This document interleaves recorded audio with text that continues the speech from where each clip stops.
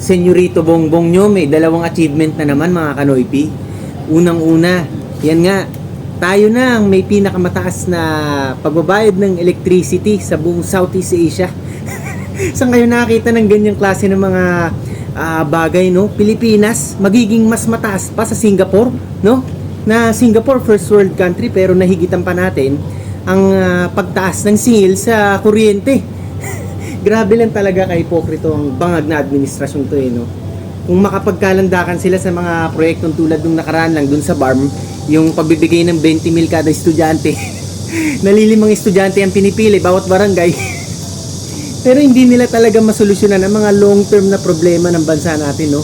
Yan ngang pagtaas ng mga bilhin o inflation rate na dapat kontrolado yan. Okay lang tumaas pero yung talagang napakabilis ng pagtaas, talagang kainutilan ng isang gobyernong hindi kayang i-control yan, no? Tapos ito nga, yung kuryente, napakalaking pasakit niyan para sa sambayan ng Pilipino. Imagine niyo ang trabaho ngayon, magkano na lang ang minimum wage. Tapos sa mga bilhin sa grocery, sa mga palengke, bigas, napakataas. Sasabayan pa ng pagtaas ng singil sa kuryente. Diyos ko po, ano ba naman ang matitira pa sa ipon? Buti nga kung nakakapag-ipon pa ang mga Noypi natin ngayon di ba? Di bali nang hindi makapag-ipon muna pansamantala, pero mapagkasya man lang ang kanilang mga budget, no? Paano magkakasya nga kung ganyan? Hindi sinusolusyonan ng gobyerno ang mga ganyang klaseng pangunahing problema. Dapat talagang nililis nilang issue Gusto nila dun sa impeachment trial mapunta ang atensyon ng publiko dahil nga yan, nanggagalaiti sila sa mga Duterte dahil sa sobrang phobia nila sa paparating na 2028 elections, no? Kaya talagang, kayo mga kababayan, manood kayo sa impeachment trial, parang gano'n na gusto nila sabihin, na mag-focus kayo dun sa isang bagay na yun. Pero ang flood control yan, parang gusto nilang makalimutan na, no? For good. At ito, pangalawang achievement ng administrasyong Bangag, ipinataw na tariff sa atin ng US, ng United States of America. 12.5%, grabe. Alam nyo bang ang Malaysia at Indonesia nakakuha sila ng mababa kaysa pa sa atin? Kasi meron silang negosasyon talaga, marunong sila makipag-usap. At meron silang diplomasya, yan ang pinaka-importante sa lahat. Na nung panahon ni Tatay Digong, talagang dyan magaling si Tatay Digong. No? Matatawag ko siyang expert pagdating sa diplomasya sa ibang bansa, sa international o foreign relations kung tatawagin natin, no?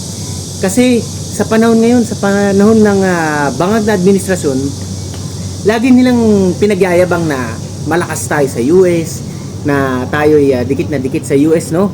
Kulang na nga lang halikan natin ng paa ng mga puti na yan. No? Pero sa ganyan mga usapin tungkol sa pagpapataw ng tariff, bakit ganyan? Ang laki ng ipinataw sa atin, 12.5%, no? Ang laki ng epekto niyan, hindi to basta-bastang tariff lang, sasabihin ng iba dyan. Ano lang naman yan, tariff lang yan, tax lang, tatamaan dyan yung mga nag-e-export, ganyan. Mga tolongges, kayong mga bayaran vlogger kayo, lalo tong si Haring Becky, no? Ang laki ng epekto niyan sa ordinaryong mamamayang Pilipino. Kasi ang total effect niyan sa ating income, no, sa ating ekonomiya, kapag ka mahal ng tariff na ganyan, kapag ka mataas, no, magkakaroon ng kawalan ng trabaho sa mga pabrika, less jobs equals mas maraming may hirap na naman na Pilipino.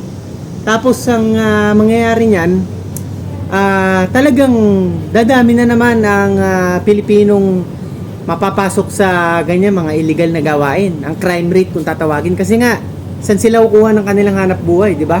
Matatanggal sa trabaho.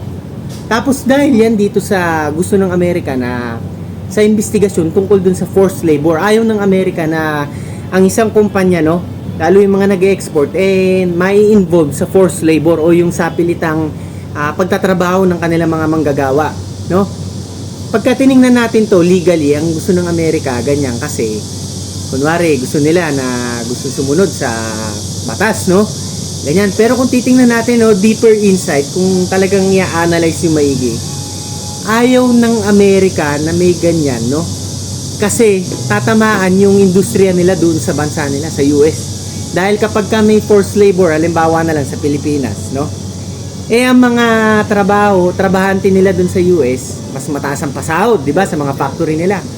Ngayon, kawawa ang negosyo nila doon kasi ang papatok sa mga tao doon, ang bibili nila, yung mga produktong galing sa atin, di ba? Yung galing sa mga bansang may mga ganong forced labor, no? Pero ito, kapag ka ganyan, merong investigasyon na nangyayari, di ba? Halimbawa, Malaysia at Indonesia, yung pinag-usapan natin kanina. Papaimbestigahan nila yan, no? Pilipinas, halimbawa, papaimbestigahan din yan kung may forced labor na nangyayari. Pero maganda ang ginawa ng Malaysia at Indonesia. Ang bilis ng kanilang pag-aksyon. Kasi nakikipag-usap nga sila, may diplomasya nga eh. Hindi katulad ng tulonggis na administrasyong bangag na ito na yayabang-yabang na malakas sa Amerika pero parang mga inutil naman, hindi marunong makapagsalita o wala nga diplomasya in short, no?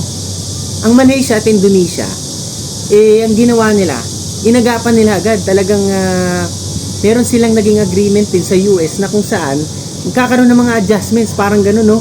At talagang ipinapakita nila na flexible sila in terms of export. Yung kanilang export industry, no? Hindi nila yan binabaliwala kasi nga ang export industry means bigger income, means translates to better GDP. Kaya grabe lang talaga ang administrasyong bangag na ito. Pinapabayaan nila yung mga ganyang usapin na malaking epekto sa mga ordinaryong mamamayang Pilipino. Pero pagdating sa mga pamumuntiriya sa mga Duterte, lalo kay VP Sara, ang galing-galing. Ang bilis-bilis ng kanilang aksyon, no? Kaya talagang mga tol, nakakadismaya talaga. Lagi na lang may nababalitaan kong ganito. Talaga nakakadismaya. Sino ba namang matutuwa, di ba? Achievement na nga lang pag-uusapan. Negative achievement na naman to para sa bangag na administrasyon, no? Dalawa. Unang-una, yung pagtaas ng singil ng kuryente. Pangalawa, yung 12.5 tariff na ipinataw sa atin ng US. So yun, hanggang dito muna tayo mga Kanoypi. Basta lagi ko lang kayong papaalalahanan na lagi kayong maging makabayan ng sa ganun ang Pilipinas ay maging Singapore din one day. Hanggang sa muli, ang inyong pinakasiga sa mga siga, Tigasing Noypi.